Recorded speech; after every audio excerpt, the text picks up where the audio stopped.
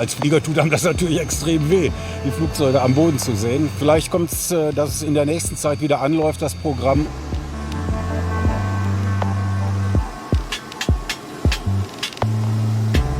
Ja, ist natürlich schlimm. Als leidenschaftlicher Flieger, meine ganze Familie, von Großvater, Vater, die flogen alle. Und so eine Situation habe ich noch nie erlebt. Und ich hoffe, ich werde es auch nicht mehr erleben. Corona hat den Flugverkehr weitgehend stillgelegt. Wir haben Airline-Chefs und Beschäftigte über Monate begleitet, um zu erfahren, mit welchen Strategien sie aus der Krise kommen.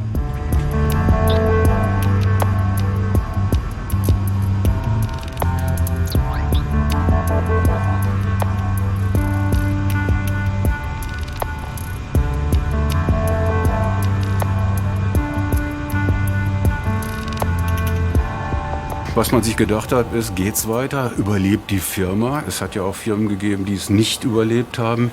Die eigene Branche ist nicht nur die Luftfahrt, die wir haben, sondern es fängt beim Pushback-Fahrer an, es fängt beim Check-in-Personal an. Alle sind davon betroffen und alle haben Kurzarbeit, wenn nicht sogar Entlastungen ins Hause gestanden haben oder doch eventuell sogar stehen werden. Seit Corona kämpft die Branche ums Überleben. Eurowings-Chef Jens Bischof reduzierte seine Flotte. Von mehr als 140 Flugzeugen blieben 90% am Boden.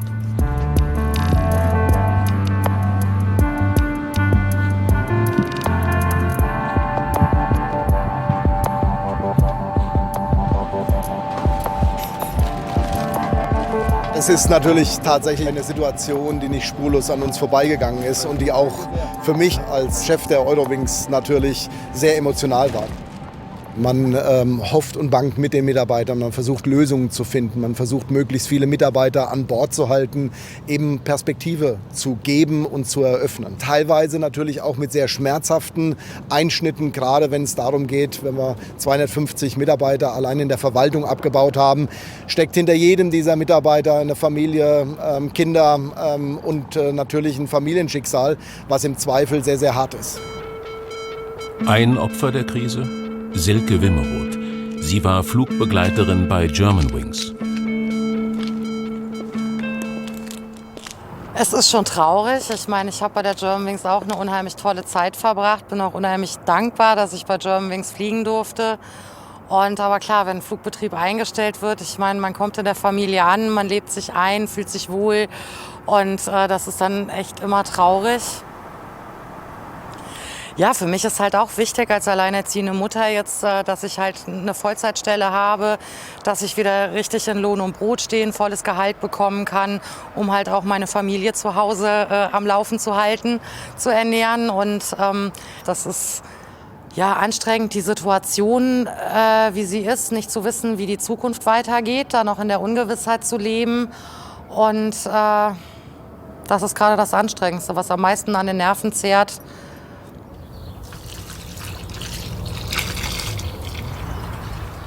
Auch ihr Kollege Klaus Boschmann ist seit fast einem Jahr arbeitslos.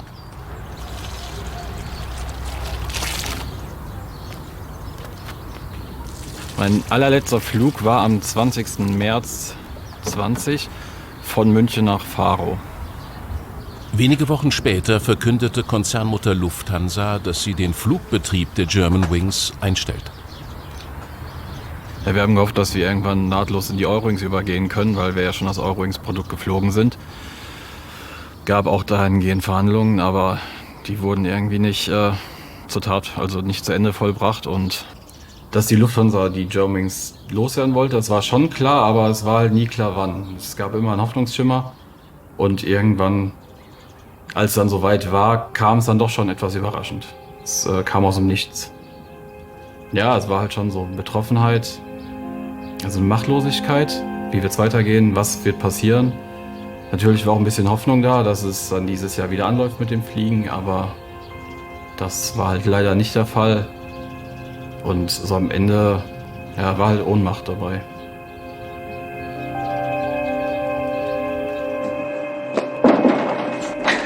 Christoph Mostert berät Airlines weltweit in strategischen Fragen. Seine Prognose?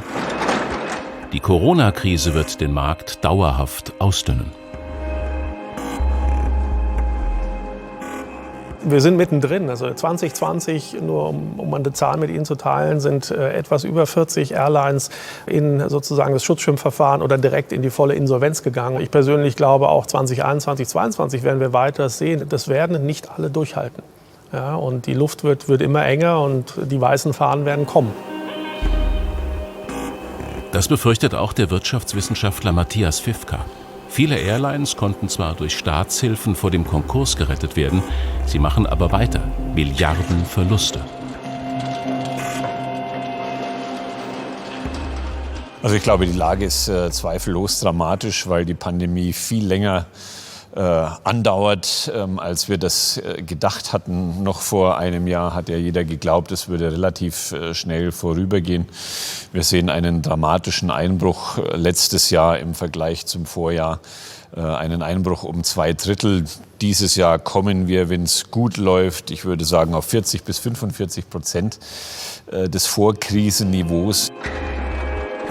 Peter Smeets berät Airlines bei Finanzierungen. Für ihn ist klar, der Wind hat sich gedreht.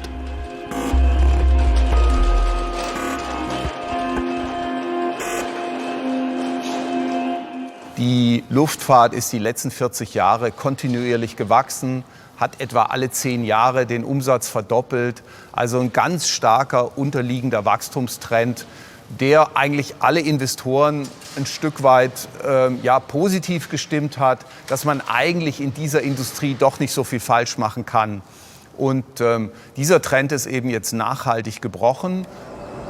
Etliche Flugzeuge bleiben wohl dauerhaft am Boden, wie der Airbus A380 und mit ihm Christopher Heim. Er hat den Riesenjumbo 6 Jahre geflogen.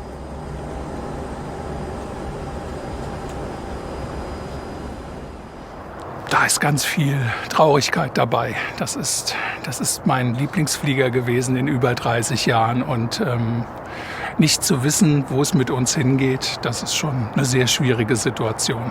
Gerade eben, wenn man die Fliegerei liebt. Und das tue ich.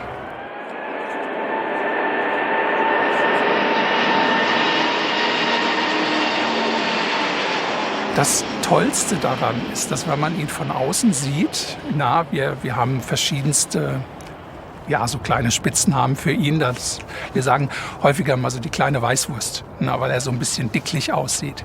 Und genau das Gegenteil ist er beim Fliegen. Er ist unglaublich agil, er ist unglaublich wendig, er ist sehr, sehr leise.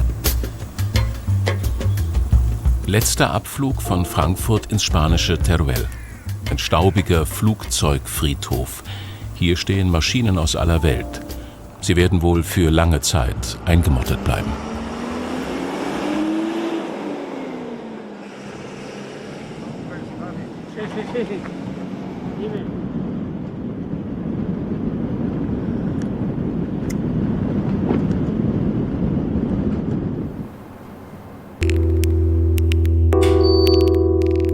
Ein weiteres Opfer?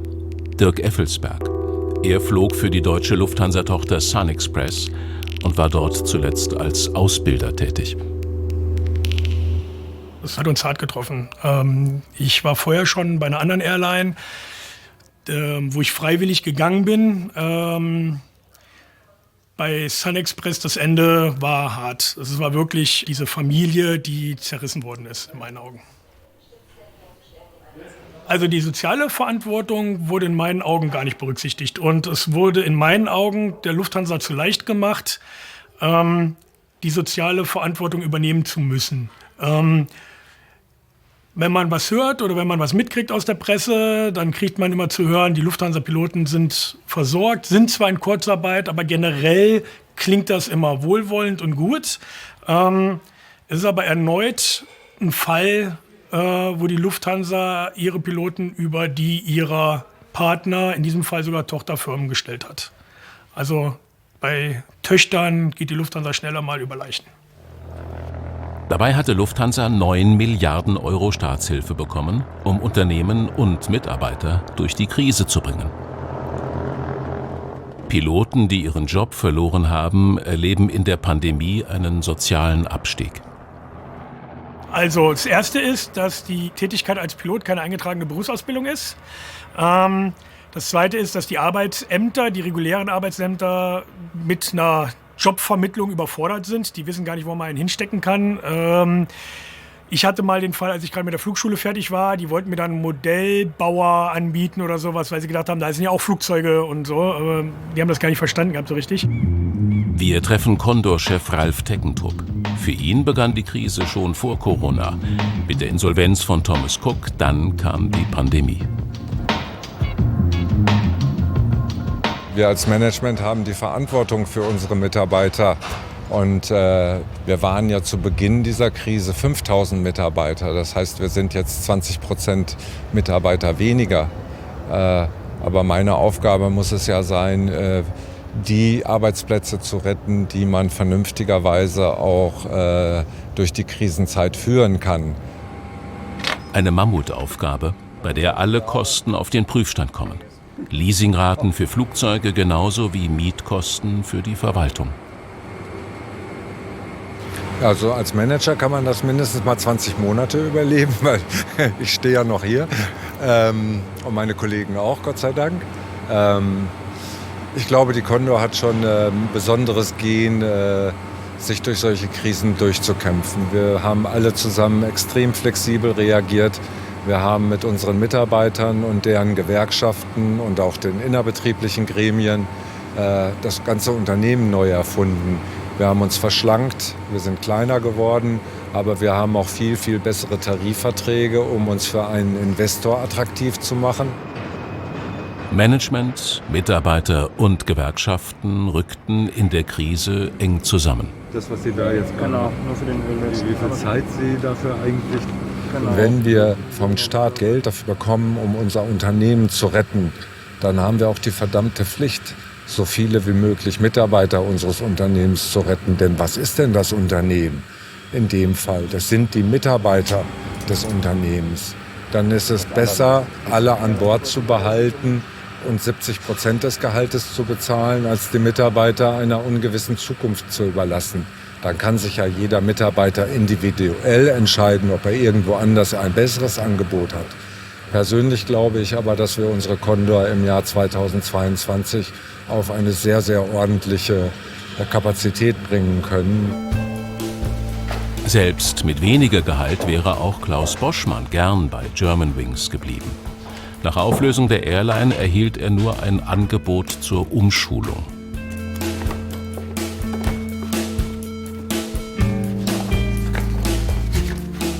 Ja, ich habe gedacht, was kann ich jetzt machen? Welche Option habe ich?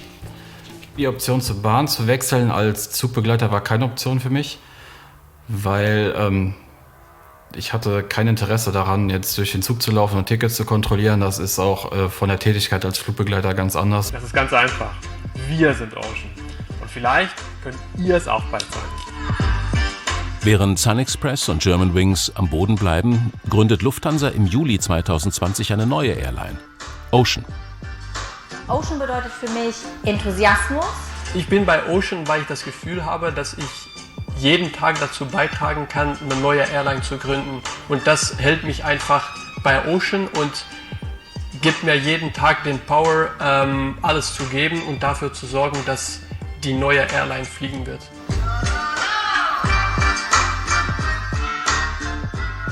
Es nimmt einen schon mit, es lässt einen nicht kalt. Und ja, auf der anderen Seite hätte man uns ja auch ein Angebot machen können, dass wir übernommen werden für die neue Airline, aber das wollte man ja nicht.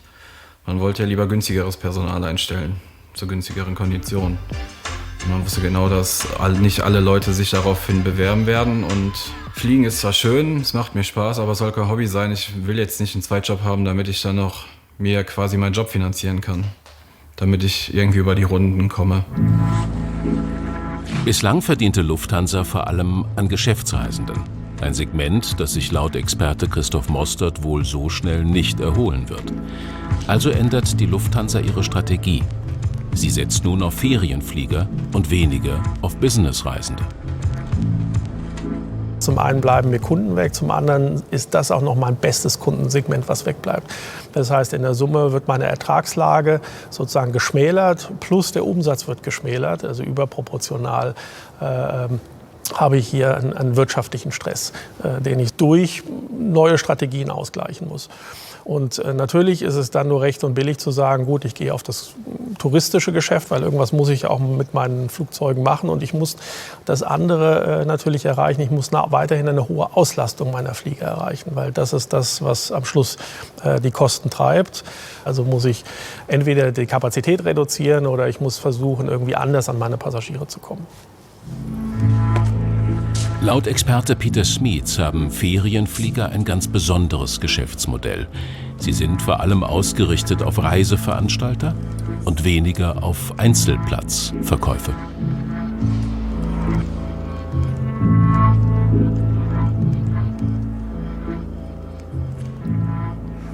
Das wird man sehen, ob die Lufthansa das kann.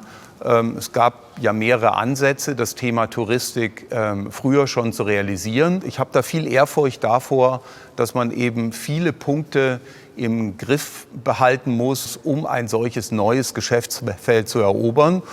Und da würde ich eben glauben, dass eine Condor, die das jahrelang macht, da ihre Hausaufgaben schon auch sehr gut im Griff hat. Und am langen Ende geht es eben um das Preis-Leistungs-Verhältnis und die Entscheidung des Konsumenten, welchen Anbieter möchte ich wählen. Und da spielt der Preis eben auch eine Rolle.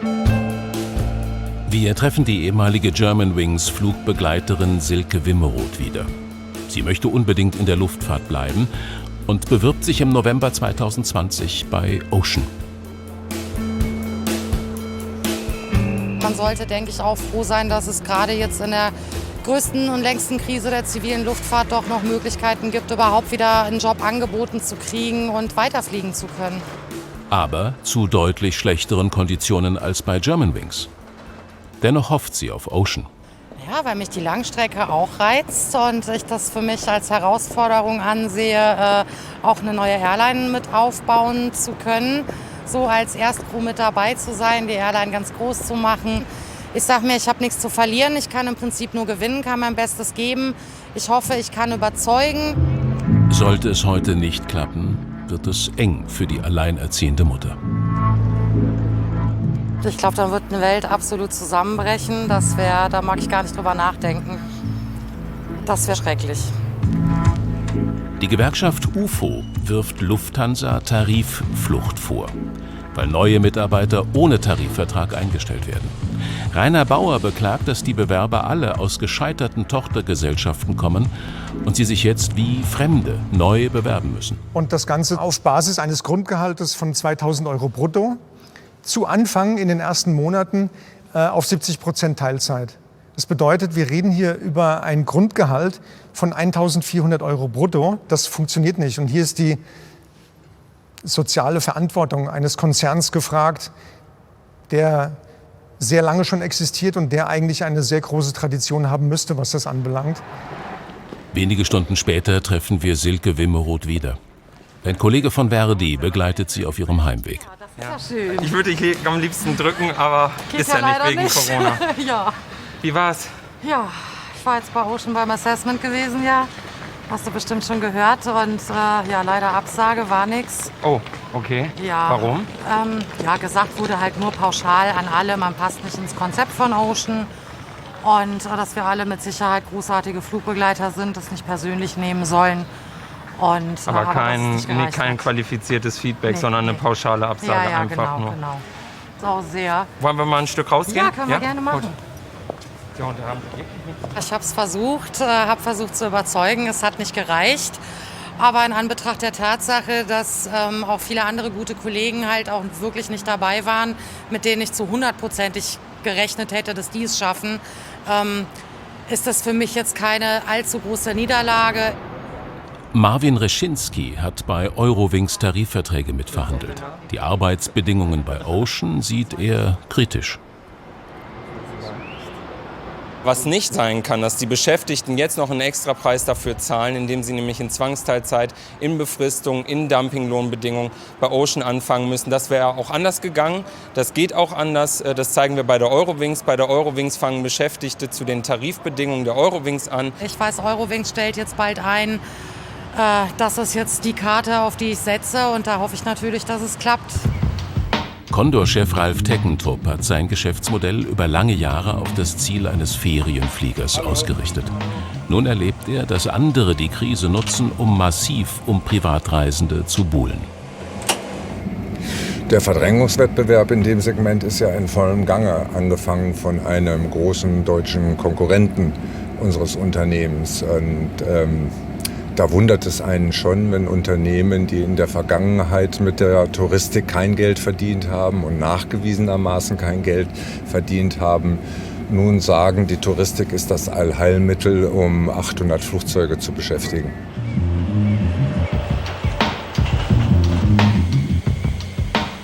Diese Strategie fordert aber ein ganz anderes Geschäftsmodell. Also für das Privatreisesegment braucht man zunächst mal die richtigen Kostenstrukturen, weil im Privatreisesegment ist ein immenser Wettbewerb und den kann man nur bestehen, wenn man die Privatreisenden auch mit den richtigen Kosten bedient. Also alle sogenannten High-Cost-Airlines haben in dem Markt eigentlich nichts zu suchen. Im Mai treffen wir den Eurowings-Kapitän Ingo Grünastel wieder. Endlich hat die deutsche Impfkampagne Fahrt aufgenommen und die Menschen reisen wieder.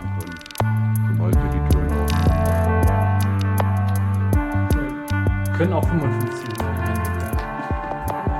Vom Januar bis April hin waren es 2-3 Flüge pro Monat, die wir durchgeführt haben, die ich selber persönlich durchgeführt habe. Jetzt ist der Dienstplan schon wieder mehr gefüllt mit 10 bis 15 Flügen im Monat und die Passagierzahlen, wenn ich die mal nachschaue, halt für die einzelnen Flüge, die gehen auch rapide nach oben. Also es fängt wieder an. Noch hat die Eurowings nur 45 Flugzeuge im Einsatz. Bis Sommer sollen es mehr als 80 werden. Hoffnung für alle, die noch in Kurzarbeit sind. Ja, wir haben natürlich im Flugbetrieb Kurzarbeit, im massivsten Maße sogar, weil wir halt da von der ganzen Krise extrem betroffen waren, genauso wie Gastronomie und Hotelgewerbe. Hängt ja alles zusammen. Es tut mir auch so wirklich leid für die ganzen Kollegen, die daran glauben mussten, dass sie nicht weiter jetzt kommen werden. Bei uns ist es halt so, bei Eurowings, dass der Flugbetrieb uns immer valid, also die Lizenz immer gültig gehalten hat. Wir konnten ein bisschen wenigstens fliegen in der Zeit und es war schlimm bis jetzt. Der Aufwärtstrend ist zu erkennen, wie gesagt langsam, aber es kommt. Laut Eurowings-Chef Jens Bischof ist der Weg zur Normalität noch weit. Die auflaufenden Buchungen haben erst rund 30% des Vorkrisenniveaus erreicht und das nach einer langen Flaute, die extreme Lösungen erfordert hat. Natürlich war das Thema Flexibilität. Wie kann ich sehr, sehr schnell auf diesen Nachfragerückgang reagieren? Also das heißt, Kosten runter, Kapazität raus, Flugzeuge am Boden, Liquidität sichern. Das waren die Kernaufgaben, die man zunächst erstmal unternehmen musste, um das Überleben zu sichern. Aber dann ging es auch sehr, sehr schnell in die Restrukturierung, in die Repositionierung, um insbesondere natürlich dann die Eurowings, wenn der Markt wie jetzt wieder kommt, in einem neuen Zustand, in einer neuen Verfassung stehen zu haben. Schon im Sommer wird jeder Eurowings-Mitarbeiter wieder gebraucht. Und Jens Bischof rüstet auf. Mitten in der Krise schreibt er Stellen aus. Für 300 Flugbegleiter und 100 Piloten. Auf der anderen Seite sind wir natürlich jetzt wieder die Ersten, die einstellen und die in den Wachstumsmodus umschalten können. Als größter deutscher Ferienflieger haben wir damit natürlich jetzt auch einen schönen Sog durch die zurückkommenden touristischen Buchungen und natürlich durch das wachsende Geschäft Richtung Sommer sind wir die einzigen momentan oder eine der wenigen, die tatsächlich jetzt schon einstellen und wieder in den Vorwärtsgang schalten. Der A380-Kapitän Christopher Heim ist noch immer in Kurzarbeit. Er sieht sich alte Aufnahmen aus dem Dezember 2015 an.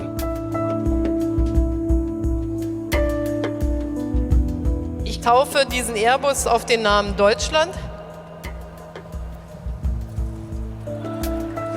und wünsche allen Passagieren und Mitarbeitern der Deutschen Lufthansa allzeit guten Flug. Mit der Krise aber hat die Königin der Lüfte ihren Glanz verloren. 5 Jahre ist das jetzt her. Und das ist ganz furchtbar für mich, das zu sehen. Ich habe 2014 angefangen, auf dem 380 zu fliegen. Und als die beiden neuesten kamen, die kamen relativ schnell hintereinander, dann bist du reingekommen, dann roch alles noch so ganz neu. Und dann hast du dich ins Cockpit gesetzt und es tut mir wirklich richtig im Herzen weh. Christopher Heim ist Lufthansa-Kapitän, Ausbilder und Mitglied der Tarifkommission der Pilotengewerkschaft Cockpit. Er hofft, dass seine Kollegen und er umgeschult werden.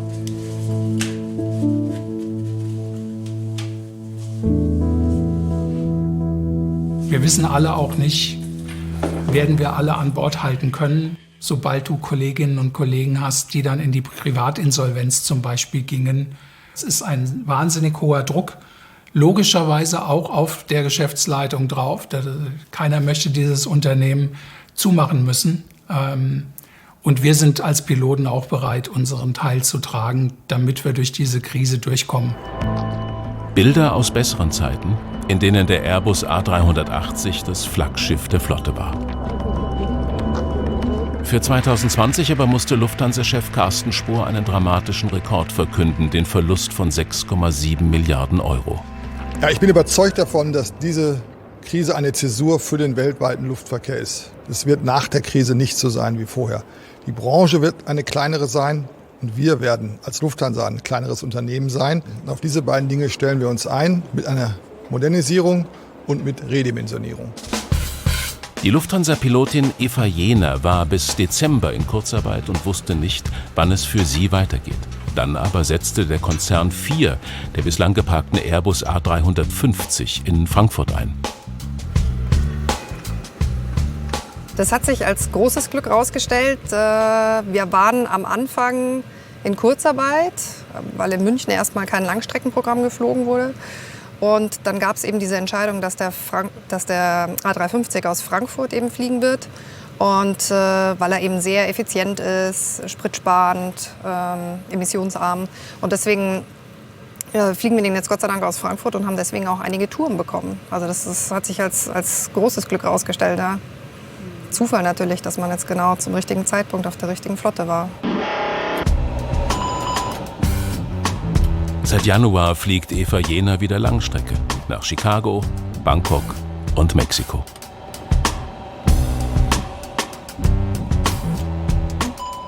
Ich genieße es jetzt zu fliegen, fliegen zu dürfen, fliegen zu können.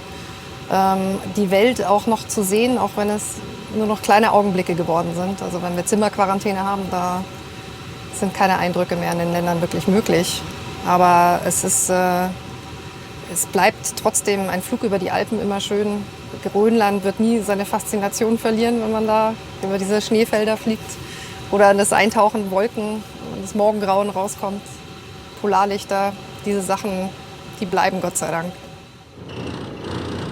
Andere ihrer Lufthansa-Kollegen sind in Kurzarbeit und wissen nicht, ob und wie es für sie weitergehen wird. Gut zu wissen, dass ihr das ab und zu mal übt. Alles Vorschrift, alles Vorschrift.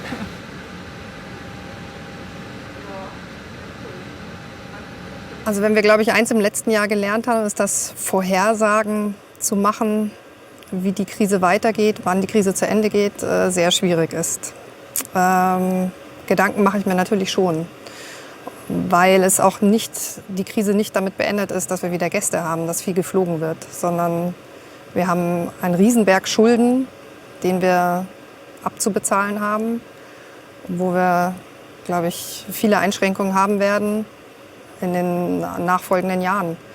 Und ich hoffe, dass wir da gut durchkommen, alle miteinander. Laut Christoph Mostert wird es lange dauern, um aus den Schulden rauszukommen. Und dafür braucht es auch neue Geldgeber.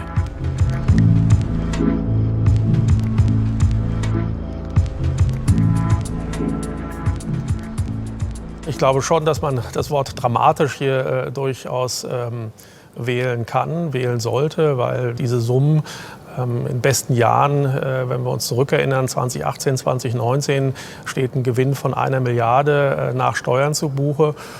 Die Perspektive, 10 Jahre zu arbeiten, um aus den Schulden rauszukommen, wenn es gut läuft, dann ist das sozusagen für alle Beteiligten dort sehr ernüchternd. Peter Smith sagt, die Lufthansa sei eine der weltweit erfolgreichsten Airlines. Darauf wird sie gut aufbauen können.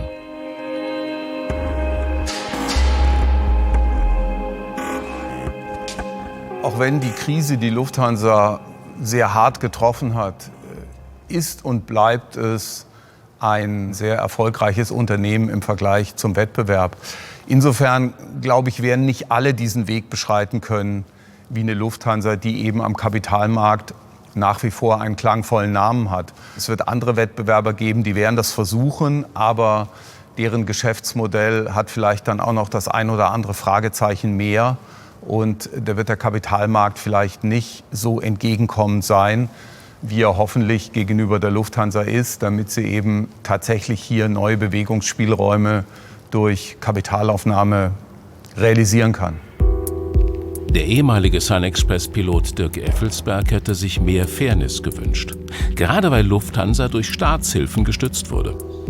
Stattdessen machte der Konzern die SunExpress dicht und gründete die Airline Ocean, inzwischen schon wieder umbenannt in Eurowings Discover. Der Teamgeist hier ist absolut einzigartig. Ich habe es noch nirgendwo so erlebt. Es gibt keine geschlossenen Türen, es gibt überhaupt gar keine Türen hier. Und diese Offenheit liebe ich auch an Discover. Discover möchte gerne die Geschichte komplett neu erzählen. Du hast Lust, gemeinsam mit uns eine neue Airline aufzubauen? Dann komm zu uns und werde Teil des besten Airline-Startup-Teams der Welt. Willkommen zu Discover. Ja, besser geht's nicht. Die Hälfte der Schauspieler in diesem Werbevideo sind ehemalige Kolleginnen und Kollegen von der SunExpress von mir. Das war der erste Gedanke, dass ich die Hälfte der Leute kenne. Der zweite Gedanke war, dass das, was da gesagt worden ist, relativ ernüchternd ist. Das, was da groß glorifiziert wird in diesem Video, hatten wir vorher bei der SunExpress in meinen Augen auch schon. Eine gute Firma, eine soziale Firma, gutes Klima. Ich verstehe weiterhin nicht den Sinn einer Discovery. Das hätten wir mit der SunExpress genauso gut hingekriegt. Dirk Effelsberg betreibt nun einen Event-Simulator für Privatkunden. Ein Job bei Eurowings Discover wäre für ihn keine Option gewesen. Nichtsdestotrotz, man hat keine andere Wahl. Friss oder stirb ist hier die Devise. Und deswegen kann ich jedem Kollegen gratulieren, dass er zumindest einen Job in der Luftfahrt weiterhin hat und nicht arbeitslos ist. Weil die Geschäftskunden nicht so schnell zurückkommen werden, vermutet der Wirtschaftswissenschaftler Matthias Fifka, dass die Lufthansa mit der neuen Airline Eurowings Discover erst einmal verstärkt auf den Tourismus setzt. Also ich glaube, es ist ein günstiger Zeitpunkt, um sich, diesem neuen Geschäftsmodell zu versuchen, weil die Konkurrenz momentan auch nicht agieren kann. Das heißt, würde man eintreten in einen voll funktionsfähigen Markt, wäre das viel, viel schwerer. Und so kann man klein anfangen. Die Discover testet ja momentan auch so ein bisschen, fliegt für die Air Dolomiti, damit man die Abläufe einstudieren kann. Wir treffen Konzernchef Carsten Spohr im Juni auf der Nationalen Luftfahrtkonferenz in Berlin. Über die neue Rolle will er mit uns nicht sprechen. Nur am Rande einer Lufthansa-Pressekonferenz im März bekamen wir von ihm 2 Sätze. Gerade der deutsche Kunde hat schon die letzten Jahre davon profitiert, dass kaum ein Markt so hart umkämpft ist wie der deutsche Luftverkehrsmarkt. Ich glaube, dieser harte Wettbewerb wird weitergehen und die Lufthansa wird ihre starke Rolle, die wir natürlich auch im Heimatmarkt haben, versuchen auszubauen. Denn nur so können wir 100.000 Arbeitsplätze zukunftssicher machen und über 100.000 Menschen weiter Lufthanseaten nennen.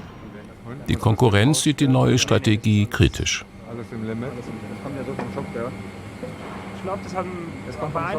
Ich finde es ehrlich gesagt skandalös, was da bei der Lufthansa passiert, um es mal so deutlich zu sagen. Ich besorge mir eine Beihilfe vom Staat und finde dann Mitarbeiter im Kern der Gesellschaft ab, um sie zu prekären Arbeitsbedingungen in einer anderen, neu gegründeten Gesellschaft wieder einzustellen. Das ist für mich kein seriöses Management. Vorstellungsgespräch bei Eurowings. Wir haben Silke Wimmeroth im Februar begleitet. Ich war voller Hoffnung und positiv optimistisch, dass es klappt. Aber der Markt in der Fliegerei ist halt extrem eingebrochen. Ja, es gab halt 1500 Bewerber auf 300 ausgeschriebene Stellen. Eurowings war halt meine Herzensangelegenheit. Und ja, es hat leider nicht geklappt. Also im ersten Moment bin ich erstmal total ins absolute Loch gefallen. Ja, aber irgendwo muss es einen Plan B geben. Nun sattelt Silke Wimmeroth um und macht eine Ausbildung zur Rettungssanitäterin bei den Johannitern im Rhein-Sieg-Kreis. Jetzt hast du den rechten gedrückt, guck, jetzt klappt der auf. Ja. Dann ist man auch gut beraten, wenn man zu zweit dann da steht. Ja. Ich glaube, gewonnen habe ich einen sicheren Job für die Zukunft, also wirklich krisensicher. Also am wichtigsten ist mir eigentlich auch anderen Menschen zu helfen, die halt Probleme haben, verunfallt sind, denen die Möglichkeit halt zu geben, auch da zu sein. Ich meine, wir alle wissen, dass es gerade in Pflegeberufen oder auch im Rettungsdienst akuten oder in medizinischen Berufen akuten Personalnotstand deutschlandweit gibt. Und ich freue mich auf die neuen Herausforderungen, bin gespannt, was mich alles erwartet und schaue auf das, was kommt. Auch der arbeitslose Flugbegleiter Klaus Boschmann hat der Flugbranche den Rücken gekehrt. Er wird nun Lokführer. Ein Bekannter, der bei der Firma arbeitet, der hat mir gesagt, dass neue Züge bestellt wurden und dass sie neue Triebfahrzeugführer suchen, und daraufhin habe ich mich da beworben. Einen Tag später hatte ich die Einladung zum Vorstellungsgespräch, 20 Tage später hatte ich den medizinischen Check und 3 Monate später durfte ich mit der Ausbildung anfangen. Und trotzdem fällt ihm der Abschied von der Luftfahrt schwer. Allein, dass man dieses Gefühl nicht mehr hat, dass man nicht mehr diese Freiheit hat, dass man ins Flugzeug steigt, dass man abhebt, das war am Anfang schon sehr schwer. Es war ein Gefühl von Unbeschwertheit, von Losgelöstsein. Man hat die Sorgen, die auf dem Boden waren, auf der Erde waren, die hat man in der Luft einfach gar nicht gehabt. Dennoch ist es für ihn ein beruflicher Aufstieg. Er verdient deutlich mehr.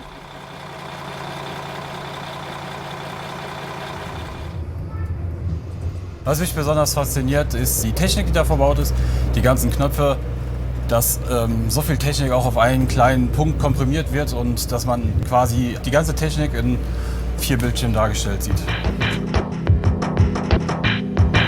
Durch diese Möglichkeit, die mir geboten wurde, bin ich sehr froh und auch stolz, dass ich hier diese Möglichkeit habe. Das Know-how, das ist ja schon viel mehr Wissen, was wir jetzt lernen müssen, als im Gegensatz zu dem alten Beruf. Und dass ich allein daran beteiligt bin, Leute von A nach B zu befördern, macht mich schon stolz.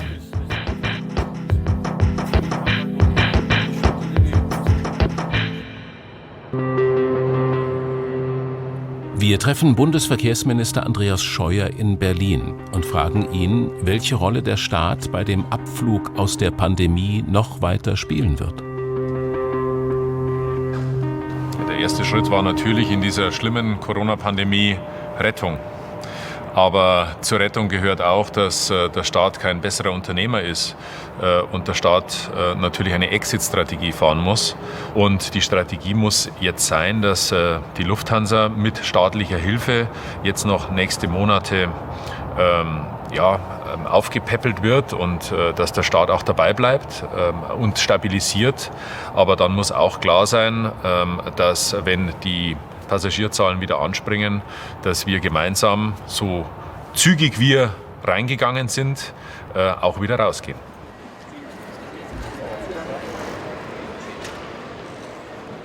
Am Rande der nationalen Luftfahrtkonferenz stellt sich Andreas Scheuer einer Gruppe Demonstranten. Darunter sind Lufthansa-Beschäftigte, die um ihre Jobs bangen.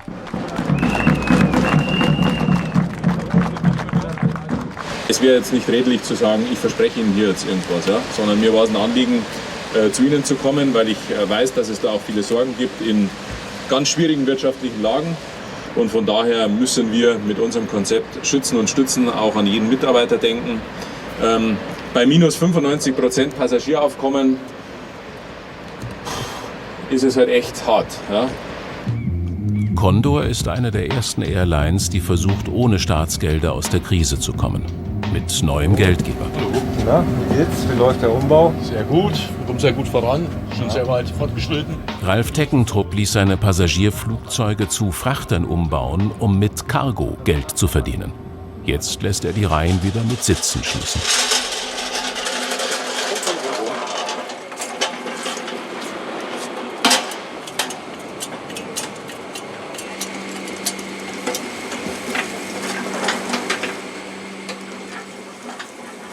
sehe an den Buchungen für diesen Sommer, dass es eine starke Nachfrage nach touristischen Buchungen gibt.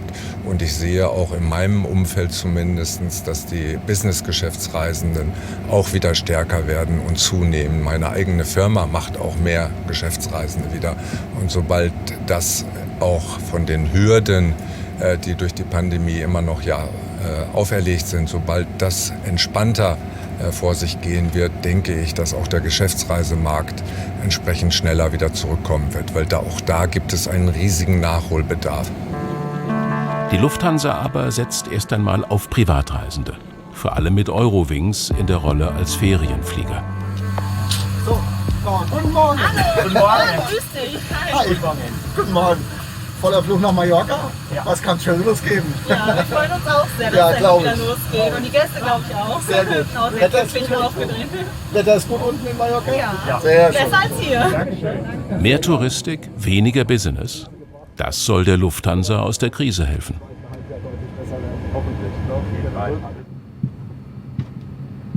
Da haben wir natürlich diesen Fokus jetzt weiter ausgebaut in der Krise. Wir haben gewisse Kapazitäten auf die touristische Nachfrage umgeschichtet, um da natürlich jetzt auch buchbar zu bleiben.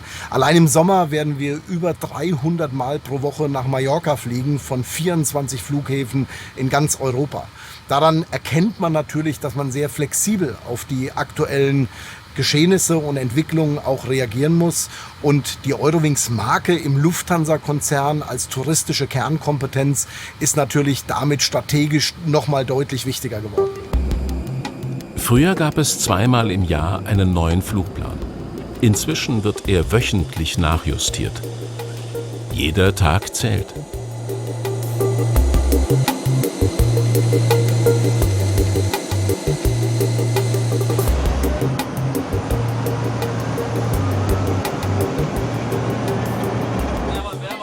Die Urlauber kommen wieder.